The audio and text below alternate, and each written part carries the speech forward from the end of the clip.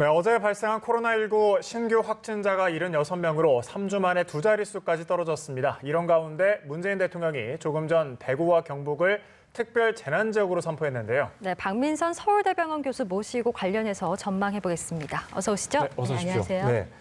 자, 조금 전에 문재인 대통령이 대구 경북 지역을 특별 재난지역으로 선포를 했습니다. 자연재해가 아닌 이런 감염병으로 이렇게 선포가 된 건 처음이라고 하는데 이런 코로나19 때문에 전례 없는 상황을 경험하게 되는 것 같은데 의료적인 부분에서는 좀 뭐가 달라지는 건가요? 네, 지금 이런 경우는 처음이기 때문에 이전 케이스에서는 태풍이라든가 다른 자연재해의 경우에 사실 2천만 원 이하에 해당하는 의료비의 50% 정도는 국가에서 지원한 경우들이 있었거든요. 네. 또 태풍 같은 경우에는 300인 이상의 문제가 생겼을 때 그런 똑같은 규정을 적용했기 때문에 이번 경우도 아마 이제 좀 정의가 좀 달라질 수 있기는 하지만 비슷한 정도의 어떤 지원이 이루어지지 않을까 싶습니다. 네, 그 특별 재난 지역이 선포가 된 그 의미도 좀 궁금하고요. 그리고 특히 지금 의료계에서는 뭐 의료 장비도 부족하고 인력도 부족하기 때문에 이런 부분들이 좀 보완이 될 텐데 현재 대구의 좀 진료 상황은 어떤지도 좀 짚어주시죠. 네, 지금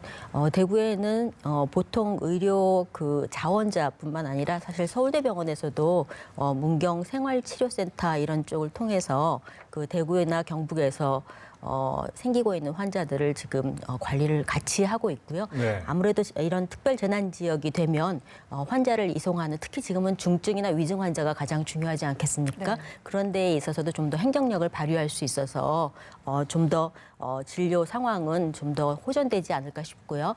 다행인 거는 지금 확진 환자 수가 줄어들고 있고 단지 문제는 지금 위중이나 중증 환자 수가 100명 가까이 되고 있다는 거 이런 것들을 처리하는 데 있어서 좀 더 효율적으로 진행되지 않을까 싶습니다. 네, 말씀처럼 어제 신규 확진자 수가 두 자릿수로 떨어졌거든요. 네. 사흘 연속 완치자 증가폭, 확진자 증가폭을 앞섰습니다. 대구에서 3.28 운동을 이제 제안을 했는데 앞으로 2주 동안만 더 방역을 하고 집중하고 시민들의 이동을 좀 최소화해서 대구의 일일 추가 확진자 수를 한 자릿수로 만들겠다 이런 겁니다. 어떻게 이 현실화 가능성 어떻게 보십니까? 네, 그 지금 중국의 경우를 보면 지금 중국이 10명에서 10명에서 20명 사이로 조정이 되고 있지 않습니까? 지금 우한을 격리함으로써 그런 조치가 있었으니까 지금 대구는 그런 상황이 아님에도 불구하고 지금 급속도로 확진자 수가 줄어들고 있어서요. 한 자릿수까지 내려갈지는 모르겠지만 한 자릿수에 근접한 정도로 떨어뜨릴 수 있지 않을까 하는 생각을 합니다. 자, 특별 재난지역 선포.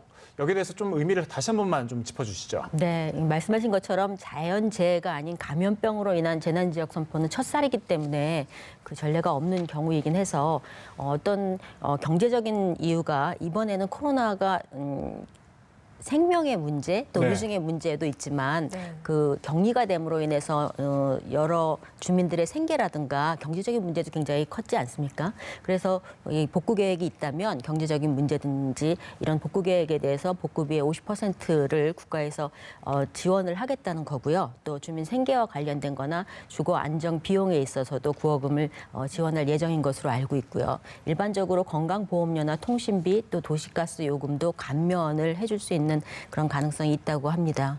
지금 의료진에 대한 것을 굉장히 많이 말씀을 하셨는데요. 지금 일부 그 자원을 하신 분들이 의료 봉사를 하고 있는 것이 있고 그리고 일부 국립병원이나 이런 데에서 내려가 있는 것들이 있고 군의관들이 내려가 있는 것으로 알고 있고요. 그분들의 사실은 적절한 휴식이 보장되지 않는 형태로 지금 일을 하고 있을 가능성이 좀 높거든요. 그러니까 아무래도 재난 이런 복구 지역이 되면 그런 것들을 좀 더 시스테마틱하게 할 수 있게 지금 방안을 마련하신다는 것으로 듣고 있습니다. 네, 선포는 됐지만 아직 뭐 세부적인 내용은 좀 더 지나봐야 알 수 있겠네요. 네, 그렇습니다. 알겠습니다. 자, 대구에서 앞서 이제 저희가 대구 신규 확진자 수를 10명 아래로 줄인다라는 얘기를 했는데 만약에 10명 이하로 줄어든다라고 하면 이게 지역 감염 유행이 끝났다고 볼 수 있는 건가요? 네, 의학적으로 지역 감염의 유행이 끝나고 이게 종료됐다고 하는 데에는 잠복기에 해당하는 14일의 2배에 해당하는 기간, 그러니까 한 달 동안 네. 새로운 환자가 나오지 않아야 하는 것이기 때문에 네. 지역사회 유행이 종료됐다고 얘기하기는 조금 이른 경향이 있긴 하고요.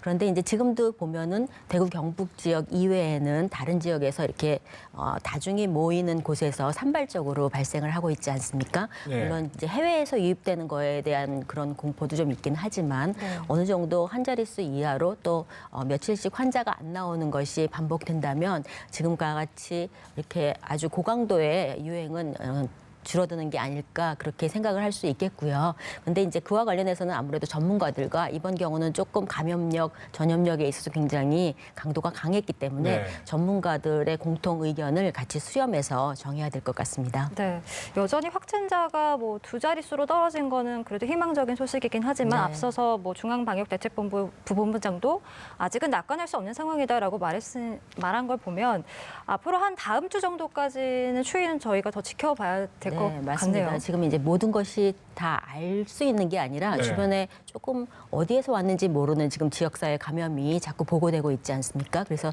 사실은 모르는 부분도 꽤 있을 것 같고요. 아직 이 조금 안심하기에는 이른 경향이 있습니다. 네. 오늘이 또 일요일이잖아요. 네. 그럼 많은 교회가 온라인 예배를 하고는 있지만 또 그래도 나가서 예배를 올리는 사람들이 많더라고요. 이런 교인들 간의 감염 전파, 신천지 신도의 경우처럼 이제 권고를 따르지 않은 경우에는 행정력으로 이제 강제했는데 이런 경우도 어떻게 좀 강제를 해야 될까요? 어떻게 보십니까? 지금 이 콜센터의 경우도 그렇고 네. 다른 경우도 이제 다시 이렇게 거슬러 올라가면 대부분 다 이 종교 집단에 이렇게 다중 시설 같이 있는 이렇게 많은 사람들이 모이는 그런 단체에서 시작을 하는 거가 네. 많이 밝혀지고 있는 것 같아요. 그래서 그게 이제 몇 인 이상인 경우에는 행정력을 발휘해야 되는 게 맞는지는 모르겠지만 지금 네. 이번 부분은 단순히 이렇게 그냥 따지면 독감이나 감기처럼 젊은 사람들은 큰 문제가 없지만 그 사람들의 가족 또 좀 더 고령인 분들에 있어서 사망에 미치는 영향이 굉장히 크고 또 하나는 경제적으로 영향이 너무 크기 때문에 네. 행정적인 행정력을 발휘하는 것도 조금 고민을 해봐야 될 부분인 것 같습니다. 네, 지금 무엇보다 중요한 건 이제 앞으로 나올 집단 감염의 사례를 막는 걸 텐데 네. 지금 가장 걱정되는 부분이 이제 병원이나 이제 요양시설 이런 네. 부분 아니겠습니까? 네. 그런데 지금 경북에서 이제 2주간 예방적으로 이 코호트 격리를 실시하겠다라고 밝히긴 했습니다만 네. 이런 병원이나 요양시설의 어떤 감염을 막기 위한 방안은 좀 어떤 게 있다고 보십니까? 가장 큰 거는 사실은 일정 거리를 두는 거가 가장 큽니다. 이제 아무리 조심을 한다고 하더라도 마스크를 쓰다가도 벗는 순간도 있고 손을 씻는다고 하더라도 계속 씻을 수는 없는 거거든요. 그렇게 네. 자기도 모르는 사이에 그게 만져질 수 있기 때문에 우선은 일정 거리를 둘 수 있으면 좋겠고요. 요양원 같은 경우에는 아무래도 한 방에서 많은 분들이 같이 할 수 있는데 같이 모여서 뭐를 만지면서 하는 그런 행동은 조금 지양하는 게 좋겠고 지금 같은 경우에는 감정적인 불편함이 요양원에 연세 드신 분들한테는 굉장히 큰 영향을 미칩니다. 이 요양원에 있는 분들은 면역력이 굉장히 저하되어 있기 때문에 문제로 삼는 거지 않습니까? 근데 그중에서 물론 연세 드신 분들은 그러니까 식사를 제대로 못 하시면은 모든 게 다 떨어지는 게 맞지만 지금은 다들 그것들은 좀 주의를 하려고 하시기 때문에 네.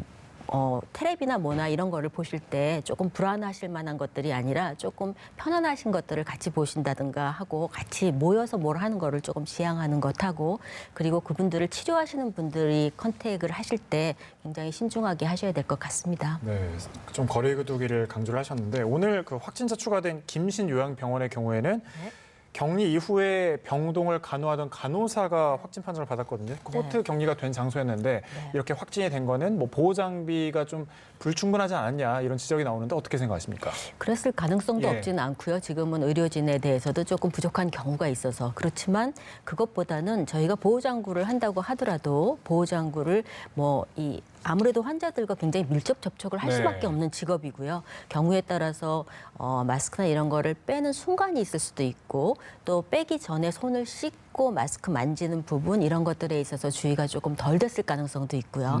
그리고 이제 이 식사하시거나 이럴 때 이제 이 면을 알코올 스펀지로 잘 닦으면서 해야 될 텐데 경우에 따라서는 그런 개인 위생이 조금 느슨해진 부분에 있어서 문제가 있을 가능성도 높습니다. 알겠습니다. 그리고 이 사례도 한번 좀 살펴보죠. 청도에서 80대 치매 환자가 확진 판정을 받았다가 의료진과 또 손자의 병간호 덕분에 나았는데 이 완치까지 15일 정도 걸렸습니다. 그런데 어떤 분은 또 한 일주일 정도 걸렸다고 하고 이게 면역력에 따라서 또 치료 기간이나 시간도 또 달라지는 건지 그런 충분히 부분도 궁금합니다. 가능합니다. 이제 감기 생각하시면 젊은 분들은 좀 몸이 안 좋은 것 같았고 열이 나는 것 같았는데 잠시 자고 일어나면은 제자리로 가는 경우가 많지 않습니까?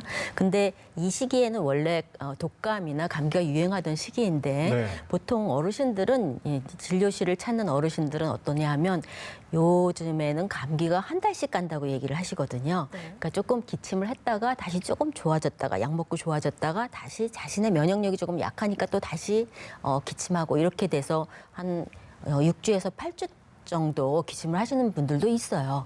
그러니까 지금 이분의 그 80세 이상이라고 다 그런 거는 아니긴 하지만 여기서 중요한 포인트가 손자의 병간호라는 부분이 있거든요. 네. 저희가 이 사람을 치료하는 게 아니라 반려동물을 보거나 아니면 식물들을 다룰 때에도 그 애정을 가지고 다루는 거를 동물조차도 인식을 하는 거거든요. 네. 그런 것처럼 손자가 지극정성으로 같이 하고 같이 힘을 모으고 뭐 이런 것들이 있었다면 훨씬 더 빠른 시간 내에 좋아졌겠죠. 그러니까 몸은 자기 몸에서 만드는 것들이 있는데 그런 것들이 얼마나 혈액순환이 빠르게 되면서 회복을 하는데 관여를 하느냐 그런 것이 관여하기 때문에요.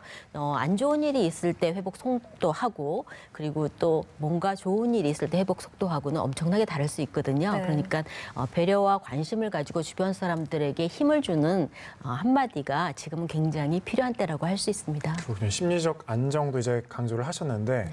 아이들 같은 경우도 사실 조금 상대적으로는 좀 덜하잖아요. 네. 지금 보면 막 네. 고령층이라든지 기저질환 있는 분들이 많이 감염이 되니까 네.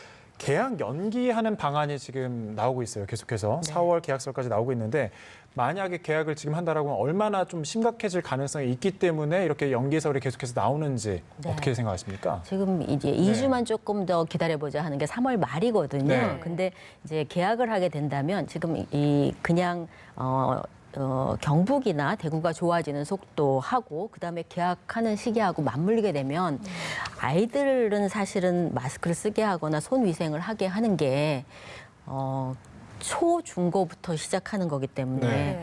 조금 그걸 잘하기 어려울 수도 있거든요. 지금 아이들이 조금 경하게 간다고 생각하는 것 중에 하나는 연세 드신 분들처럼 기저질환이 없고 혈관이 나쁘지 않기 때문에 네. 만약에 조금만 회복을 해도 쉬게 해도 회복이 될 수 있기 때문에 그렇게 생각을 하는 거이긴 한데 전염력이나 이런 것들은 훨씬 더 높아질 수 있는 가능성이 있어요. 조심하기가 좀 어려우니까요.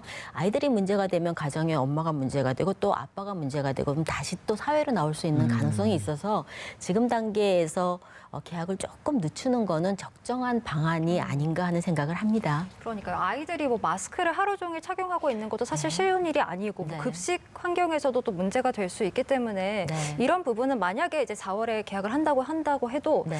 좀 어떤 대책들이 필요하다고 보시는지도 네, 질문 아이들한테 드리고 손 싶어요. 씻기 이런 거를 잘 시키는 거는 선생님들이 이제 잘 해주실 것 같아요. 그런데 이제 마스크를 쓰는 거는 조금 어려울 것 같긴 한데 조금 기침을 하거나 조금이라도 이상한 증상이 있는 친구들은 집에서 좀 쉬게 하기도 하고 그리고 식사 시간이나 이런 것들을 지금 이제 직장에서 하는 것처럼 식사 시간에 간격을 조금 두기도 하고 식사하는 곳에 어떤 유리막이나 뭐 이런 것들을 설치를 한다던가 해서 같이 만나서 비말이 이렇게 튈 수 있는 환경 그런 환경을 조금 줄여줬으면 좋겠고 또 교실에서도 지금 이제 숫자가 과거에 비해서는 아이들이 한 반에 30명대라든가 네. 그렇지 않습니까? 네. 그러니까는 하나씩 띄어서 앉게 한다든가 뭐 이런 다양한 것들을 고민을 해봐야 되겠죠. 네, 모두가 또 조심해야 될 때니까요. 네. 네, 이번 또 다른 사례가 있는데 부산 롯데백화점 폐기물 처리 시설에서 근무를 하던 직장인 확진 판정을 받아가지고 집단 감염이 또 우려가 되는 상황인데 네. 이분이 발열 체크를 또 하고 했는데도 계속해서 증상이 나타나지 않아서 나흘 정도 정상 출퇴근을 했거든요. 네.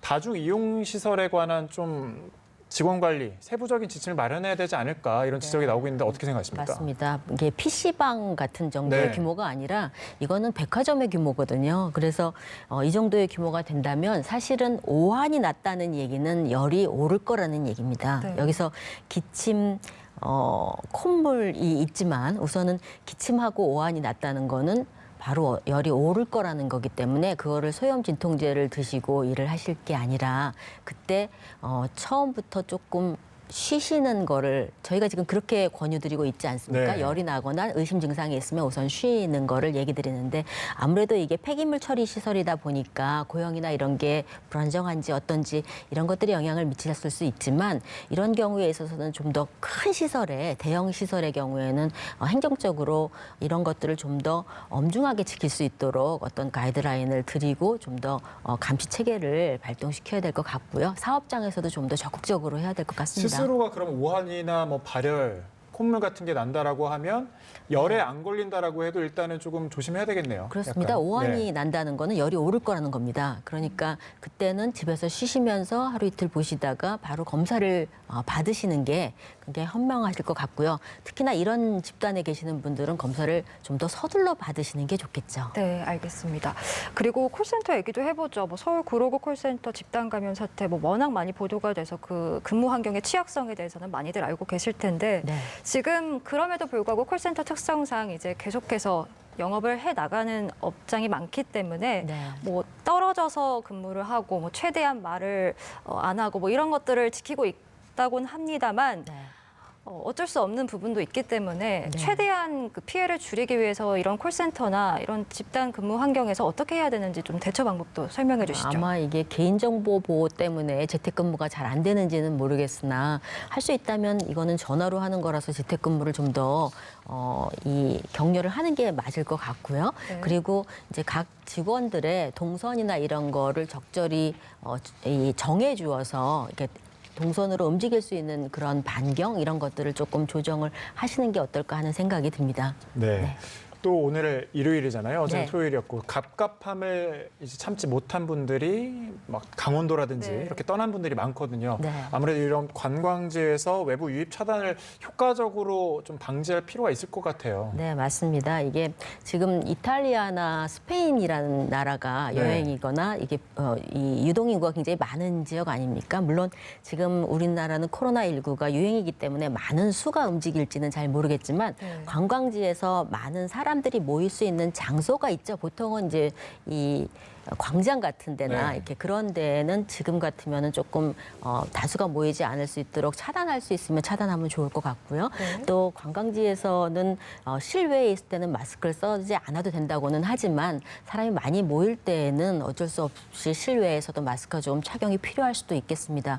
그리고 그 이외에 식당이나 실내로 들어가는 경우가 생기기 때문에 네. 그때는 간격을 적절히 유지하는 것, 또 이 상이나 이런 데를 닦고 하는 것 이런 지침을 잘 지키셔야 되겠죠. 네, 국제 얘기해 주셨으니까 오늘 우리 정부가 특별 입국 절차를 프랑스, 독일, 그리고 스페인, 영국, 네덜란드, 유럽 5개국까지 대폭 확대를 했습니다. 네. 이런 조치들이 뭐 해외로의 유입을 좀 막는 감염 예방에도 도움이 되리라고 보십니까? 네, 그렇습니다. 지금은 이제 우리나라 경북이나 대구에 있는 것들은 어느 정도 잡혀가고 있는데 산발적인 문제 또 외부에서 들어오는 것이 굉장히 커질 가능성이 있습니다. 그래서 그런 조치는 적절하다고 생각이 들고요.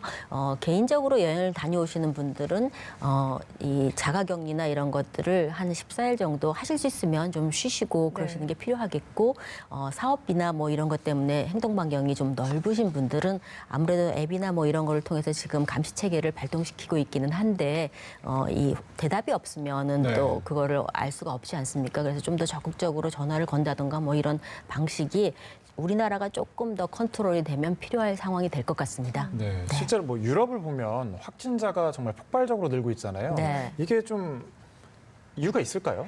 아마 그 지금 그 이전부터 네. 이미 많이 유행이 되었을 가능성도 있고요.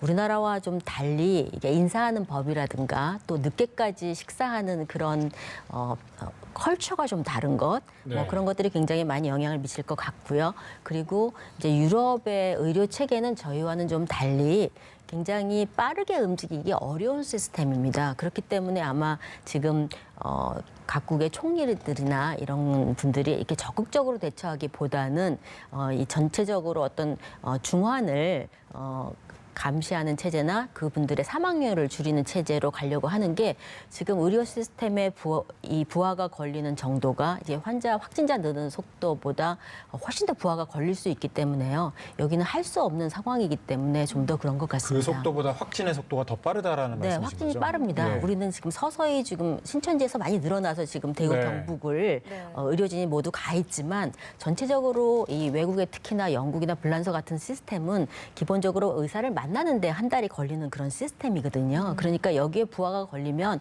지금 확진자 수로 그거를 감당하기가 어렵기도 하고 또 하나는 우리나라는 지금 신천지가 저 대구 경북의 20대, 30대 젊은 분들이 주종이시지 않으셨습니까? 네. 근데 외국은 사실은 이걸로 사망하거나 여기에 걸리는 분들이 좀 더 나이 많은 분들이 많이 문제가 됩니다. 그렇기 때문에 그분들이 다 병원으로 모이게 되면 그걸 감당하기 어렵겠죠. 네. 중국 얘기도 좀 해보죠. 우리보다 코로나19 사태를 먼저 겪었던 중국에서 지금 신규 확진자가 하루에 10명에서 한 20명 수준으로 줄었다고 하더라고요. 네. 이게 어느 정도의 위치에 와 있다라고 봐야 되는 겁니까? 굉장히 많이 지금 고무적인 상황이기는 하고요. 특히나 이거를 들어보니까는 외국에서 유입된 게 지금 15명 정도 된다고 하더라고요. 그래서 아무래도 이제 공산주의 국가라서 그런지 격리를 철저히 한 것이 굉장히 큰 힘을 발휘하는 것 같기는 하고요. 그래서 일상생활을 이게 완전히 종료됐다고 보기는 어렵지만 어느 정도 조심스럽게 이 수칙을 지키면서 일상생활로 들어가도 나쁘지는 않을 것 같습니다. 네, 알겠습니다. 코로나19와 관련된 상황을 박민선 서울대 병원 교수 모시고 함께 들어봤습니다. 말씀 고맙습니다. 네, 감사합니다.